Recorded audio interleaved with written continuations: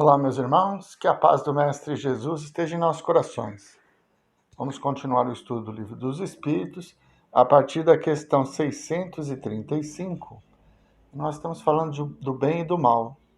Então, o conhecimento das leis naturais e essas atitudes que nós tomamos diante da nossa própria evolução, né? Foi dito a semana passada que conforme nós vamos evoluindo, a nossa consciência vai nos mostrando ou deixando mais evidente o que é certo do que é errado. Vamos lá. 635. As diferentes posições sociais criam novas necessidades, que não são as mesmas para todos os homens. Não fica parecendo que a lei natural não constitui regra uniforme?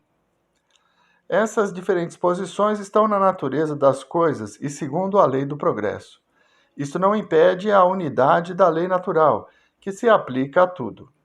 As condições da existência do homem mudam de acordo com os tempos e os lugares, resultando para ele necessidades diferentes e posições sociais apropriadas a essas necessidades. Já que essa diversidade está na ordem das coisas, ela é conforme a lei de Deus, lei que não deixa de ser una em seu princípio. Cabe à razão distinguir as necessidades reais das necessidades artificiais ou convencionais. Então, para entendermos a desigualdade social, né, pessoas nascem em condições diferentes, cada uma com acesso limitado à informação e outra com acesso pleno à informação. Uns nascem num lar cristão que já tem contato com o Evangelho, outros nascem na selva e nem sabem quem é Jesus. Então, todas essas diferenças, elas não são contrárias à lei natural. E a desigualdade acontece pela idade do espírito ou pelas experiências que ele viveu. Quanto mais jovem, ou seja, Deus nos criou todos simples e ignorantes. Quando nós vivenciamos poucas experiências, nós necessitamos um ambiente apropriado ao nosso grau evolutivo. Então, aquele que nasce na selva, ele está iniciando o processo.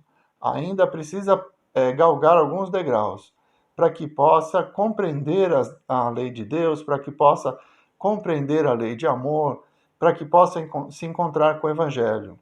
Outro que nasce, então, numa casa onde o evangelho é cultivado, é ensinado, é praticado, ele tem um modelo para evoluir. Então, essas desigualdades, elas estão relacionadas com a necessidade de cada um. A lei vai ser sempre a mesma e ela sempre vai ser justa, mas vai nos oferecendo de acordo com o nosso grau evolutivo. Não adianta nós exigirmos conhecimentos de nível superior a um aluno que ainda está no primário. Ele precisa primeiro aprender a ler, depois conhecer a matemática, aprender a escrever, enfim. É preciso uma base. E essa base nos é fornecida pelas primeiras encarnações. Por isso as diferenças. 636. O bem e o mal não são absolutos para todos os homens? A lei de Deus é a mesma para todos, mas o mal depende principalmente da vontade que se tenha de o praticar. O bem é sempre o bem e o mal é sempre o mal, seja qual for a posição do homem. A diferença está no grau de responsabilidade. Então, como nós já dissemos, à medida em que nós vamos evoluindo, a nossa consciência vai nos mostrando com mais detalhes o que é certo do que é errado. Então, há 300 anos atrás, era correto escravizar nossos irmãos africanos. Há 1000 anos atrás, na antiguidade, era correto escravizar os soldados derrotados, invadir as casas, pilhar as famílias, destruir o patrimônio do inimigo e escravizar todos os membros da família, mulheres, crianças, velhos. Hoje, não é mais assim. Nós evoluímos moralmente e conseguimos distinguir o bem do mal. Então, a lei de Deus é única, está na nossa consciência por todo sempre. No entanto, nós vamos interpretando de acordo com a nossa evolução. O que ontem era certo, hoje é errado. E nós vamos aprendendo através da lei de causa e efeito. Por quê? vivenciando as consequências dos nossos atos, é que nós vamos percebendo o que devemos e o que não devemos fazer. Então, tudo está relacionado com a evolução do homem. Mas a lei é sempre a mesma e ela nos leva à felicidade. Quanto mais próximos da lei de Deus, mais felizes nós seremos, porque vamos estar libertos das paixões. 637. Será culpado o selvagem que, cedendo ao seu instinto, se alimenta de carne humana? Eu disse que o mal depende da vontade. Pois bem, o homem é tanto mais culpado quanto melhor sabe o que faz. As circunstâncias dão relativa gravidade ao bem e ao mal. Muitas vezes o homem comete faltas que, embora decorrentes da posição em que a sociedade o colocou, não são menos repreensíveis. Mas a sua responsabilidade é proporcional aos meios de que ele dispõe para compreender o bem e o mal. É por isso que o homem esclarecido, que comete uma simples injustiça, é mais culpado aos olhos de Deus do que o selvagem ignorante, que se entrega aos seus instintos. Muito bem. Imaginem que nós reencarnamos numa tribo que é canibal. Desde pequeno nós aprendemos com os nossos pais que é normal matarmos o nosso inimigo e comermos. Nós não vamos perceber que aquilo é errado, mas é naquela existência. À medida em que a gente for evoluindo, vai percebendo que não é adequado, não é correto matar. Vai chegar um tempo que nós vamos nos encontrar com as leis de Moisés e vamos aprender que não matar é lei de Deus. E nós vamos evoluindo e aprendendo as leis. Então, é cobrado de acordo com o seu conhecimento. A quem muito foi dado, muito será exigido. Então, aquele que tem conhecimento e se compraz no mal, ainda está no caminho. Aquele que não tem conhecimento e segue os costumes da tribo, por exemplo, do canibalismo, ele tem uma responsabilidade menor.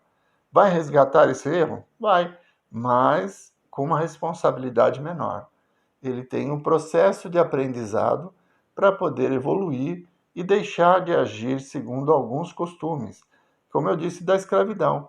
Há 200, 300 anos atrás, era aceito, era normal, era mais um comércio dentro de uma sociedade. E hoje nós sabemos que é um crime hediondo e que nós não nos submeteríamos mais a esse tipo de ação. Então, de acordo com a evolução, a nossa responsabilidade aumenta e a nossa consciência vai nos mostrando o que é certo e o que é errado.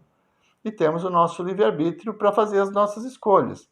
Às vezes nós sabemos que estamos errando, mas agimos ainda assim pelo impulso, pelo sangue quente, e vamos criar desculpas, né? Ah, eu só fiz isso por causa daquilo. Eu agi dessa forma que eu sei que é errado, minha consciência está me acusando, mas eu justifico o meu erro porque alguém fez algo que me levou a essa decisão. Mas a decisão sempre vai ser nossa. E se nós temos o conhecimento, a imortalidade, se nós conhecemos o Evangelho, temos que nos esforçar para praticá-lo. E vamos ser cobrados segundo o nosso cabedal de conhecimentos e as experiências já vividas. 638. Parece, às vezes, que o mal é uma consequência da força das coisas. Tal, por exemplo, em certos casos, a necessidade de destruição, até mesmo do nosso semelhante. Pode-se dizer, então, que a infração da lei de Deus? Embora necessário, o mal não deixa de ser o mal. Mas essa necessidade desaparece à medida que a alma se depura, passando de uma existência a outra. Então o homem se torna mais culpado quando o comete porque melhor o compreende. Está relacionado exatamente com aquilo que nós acabamos de dizer, né? Conforme nós vamos evoluindo, a lei que está na nossa consciência vai nos mostrando, nos dando parâmetros. Isso eu posso fazer, aquilo eu não posso. Mas nós ainda, nesse mundo de provas e expiações, estamos sob o jugo da paixão, das paixões. Então, o orgulho, às vezes, nos leva a tomar certas atitudes que são erradas. Nós sabemos que são erradas, mas temos essa necessidade ainda porque somos orgulhosos. Então, é preciso que nós consigamos controlar os nossos impulsos, agir antes de reagir, para que nós usufruamos da nossa própria evolução e diminuamos as consequências desta vida. Plantando sementes mais puras, teremos uma colheita mais doce. Plantando sementes mais amargas, impulsionadas pelo orgulho, pela vaidade, pelo egoísmo, as consequências virão e a colheita será mais amarga. Então, nós temos esse poder de decisão de como nós desejamos agir. A lei é única e não há justificativa para ela. Se Deus escreveu através das mãos de Moisés, não matarás, não devemos matar jamais, independente do que esteja acontecendo. Não há justificativa. É preciso aprender com as oportunidades e resistir ao mal. É assim que nós vamos vencendo as nossas más tendências. 639. O mal que cometemos não resulta muitas vezes da posição em que os outros homens nos colocaram? Quais são, nesse caso, os mais culpados? O mal recai sobre aquele que foi o seu causador. Assim, o homem que é levado a praticar o mal pela posição em que seu semelhante o colocou é menos culpado do que aqueles que causaram esse mal, porque cada um será punido não só pelo mal que haja feito, mas também pelo mal que tenha provocado. Como entender isso, não é? Nós somos policiais, treinamos e nos preparamos para defender a sociedade. Então, muitas vezes, nós temos que agir com rigor, com violência, para conter o crime. E estamos rompendo a lei de Deus, estamos cometendo mal, mas porque a sociedade exige que a nossa profissão assim haja.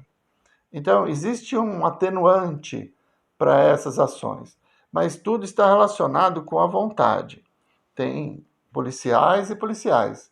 Tem policiais que se comprazem no mal, que gostam de agredir, que se utilizam das oportunidades para destruir vidas. Tem outros policiais que cumprem seu dever e quando agem de violência é porque esgotou todos os outros recursos. Então, a cada um segundo as suas obras, conforme nos disse Jesus. O sentimento que nós colocamos na nossa ação, no nosso ato, também interfere no grau de responsabilidade que nós vamos ter. Quanto mais próximos as nossas intenções, mais próximas da lei de Deus, que nós nos esforçamos ao máximo para cumpri-la, mais fácil, menor será a nossa responsabilidade, mesmo quando estivermos transgredindo esta lei. Aquele que não pratica o mal, mas se aproveita do mal praticado por outrem, é tão culpado quanto este? É como se o houvesse praticado. Aproveitar do mal é praticar o mal.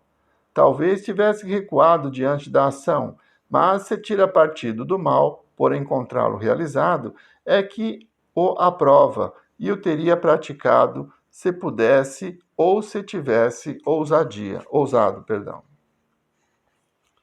Então é aquilo. Eu encomendo um homicídio.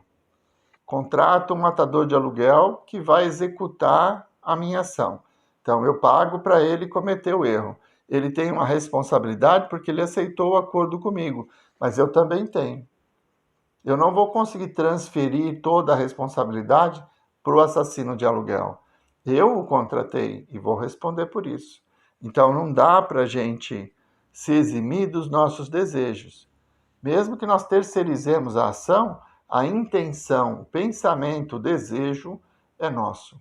E por isso é nossa também a responsabilidade. Por hoje vamos parando por aqui.